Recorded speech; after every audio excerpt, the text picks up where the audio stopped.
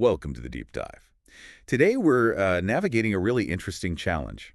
How a centuries-old institution, the Catholic Church, is responding to, well, a rapidly changing world under Pope Leo XIV. It's a huge question. Yeah, it makes you wonder, doesn't it? How do you balance these really deep traditions with all the pressures of modern society? It absolutely does. And that's precisely what we're going to try and unpack today. Right. We've got a pretty fascinating mix of sources, actually, different angles on Pope Leo XIV's whole approach. Okay. We'll be looking at, academic analysis, public opinion stuff, what people are saying online, and, importantly, the Pope's own words, trying to understand the strategy. Right, so the sources. Yeah. We've got excerpts from Pope Leo XIV, Tradition and Modernity, that gives us a foundation.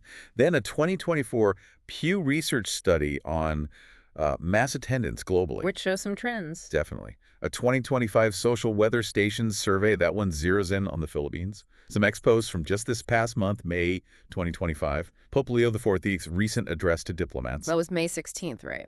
Yeah. Also, the 2023 document Fiducia Supplicans.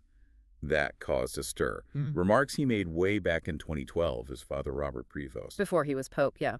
Adds context. A 2025 Gallup poll, the backdrop of Roe v. Wade being overturned in 2022, a Vatican Communications report from this year, an article from The Conversation, and a USA Today opinion piece. Quite a range. So our mission, really, is to understand the key decisions Pope Leo XIV sense-making, especially this balancing act tradition versus adapting for the 21st century. And, what might that actually mean long-term? Exactly. Where do we start? Well, a key point, and several sources hit on this, is that the church, it really needed to face some contemporary realities. You mean the declining numbers? Yeah, partly. That 2024 Pew study, it showed a pretty significant drop, 15% globally, in Catholic Mass attendance just in the last decade. Wow, 15%. And what's really striking is the decline is sharper among younger people. Right, and that Philippines survey, the Social Weather Stations, one from 2025, gives a really concrete example. I mean, the Philippines, strong Catholic country, right? Very much so. But regular Mass attendance for 18 to 30-year-olds, it plummeted from 85% back in 2000 down to just 60% this year. That's a huge shift in less than a generation. It really is. And it's not just numbers. Those ex-posts from May, they hint at this feeling, this sentiment that the church feels a bit out of touch for some people. Disconnected. Kind of, I got it. especially when you think about the digital age. Younger generations, they're swimming in different viewpoints. They value authenticity, inclusivity. It makes it tough for a traditional institution to, stay relevant. So Pope Leo XIV arrives facing this head-on, this need to connect. Right. And the book excerpt suggests his game plan is this balancing act.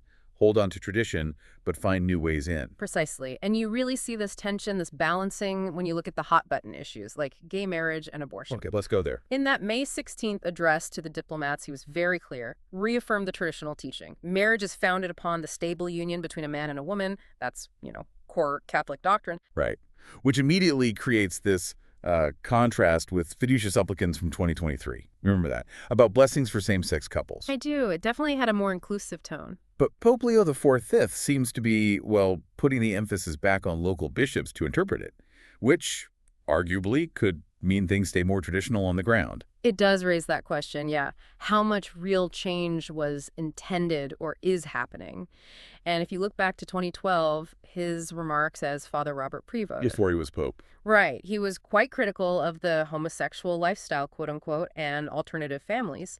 It suggests a pretty consistent, long-held Orthodox view. Makes you wonder how much room there is for, flexibility on these core moral points. Exactly. And that perceived firmness, it definitely sparks debate, even controversy. Those ex-posts about him allegedly avoiding an LGBTQ rainbow flag. Symbols matter. They really do. It shows how charged these issues are. And it's similar with abortion.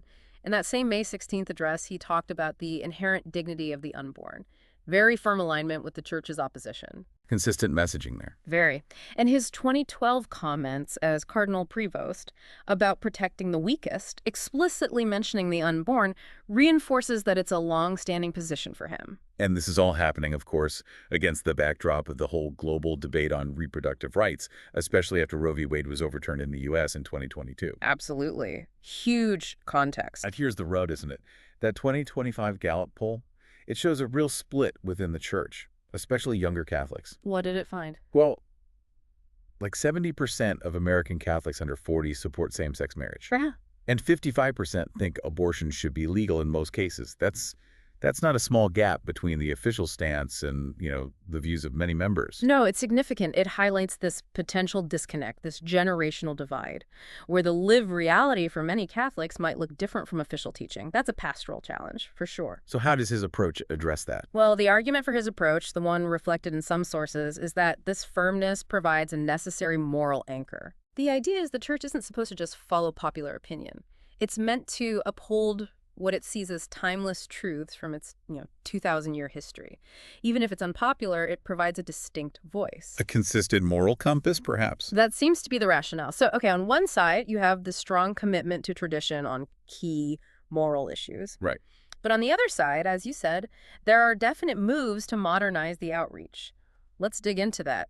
That global community outreach program from early 2025 sounds pretty big. It does. What's involved? Well, providing practical help, food, housing, education in underserved areas.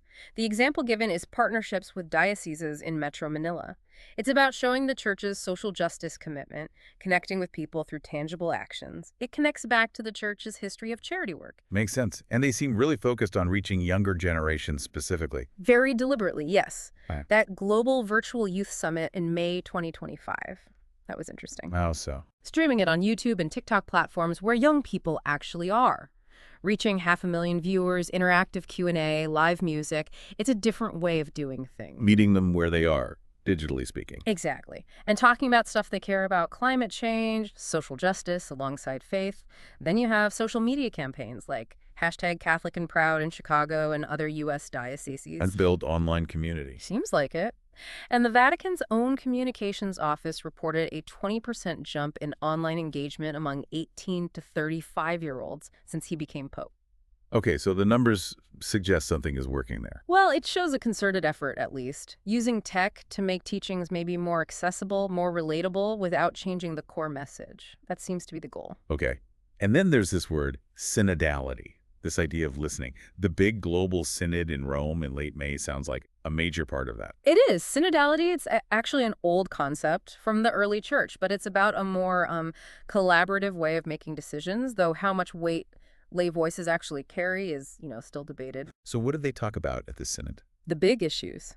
Declining attendance, the role of women, environmental justice, the church's stance on social challenges today, brought together bishops, clergy, lay people. And did anything come out of it? Recommendations? Yeah, some potentially significant ones, like giving lay people a bigger role in decision-making bodies, parish councils, diocesan boards, and a renewed push on social and environmental justice. Like that Green Parish Initiative in Cebu. Exactly.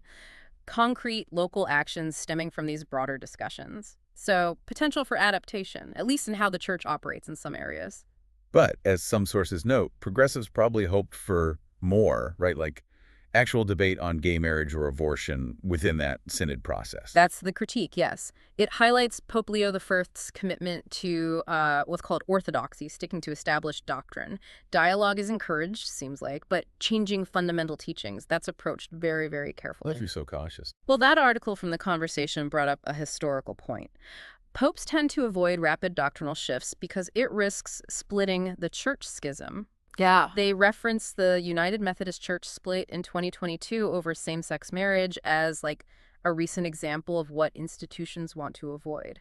So prioritizing dialogue over immediate change might be a strategy to keep the church unified, preserve its identity long-term. Okay, so pulling all these threads together, the argument seems to be that Pope Leo XIV is actually being quite strategic in how he's handling this really tricky situation. That's the case being made, yes. So what makes this approach potentially the right one, according to these sources? It hinges on that balance again. By holding firm on traditional values, gay marriage, abortion, the idea is he keeps the church as this steady moral authority. Not just blowing with the wind. Right. That clarity is framed as upholding human dignity, preventing the church from just mirroring whatever society thinks at the moment.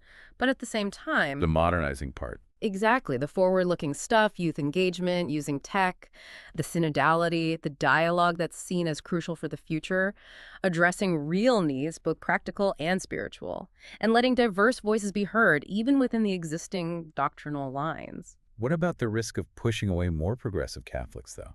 That Gallup poll suggests it's a real risk. It is a risk. But that USA Today opinion piece offered a counter perspective. Basically, that religion isn't supposed to be a popularity contest. Mm. The argument is if the church starts changing core beliefs just to match public opinion, it loses its unique voice, its moral authority. So the focus should be on staying true to its roots, while, crucially, adapting its methods, how it communicates, how it engages, but not necessarily its core message. So adapt the delivery, not the substance. That seems to be the essence of the argument for his approach. Okay, so it really is this tightrope walk. A 2,000-year-old institution trying to navigate a world that's changing faster than ever. Pope Leo XIV is making some big calls, clearly, and they're definitely being debated. It's a truly fascinating situation to watch, an institution grappling with adaptation. And, it leaves us with a pretty big question for you, the listener, to think about. Yeah.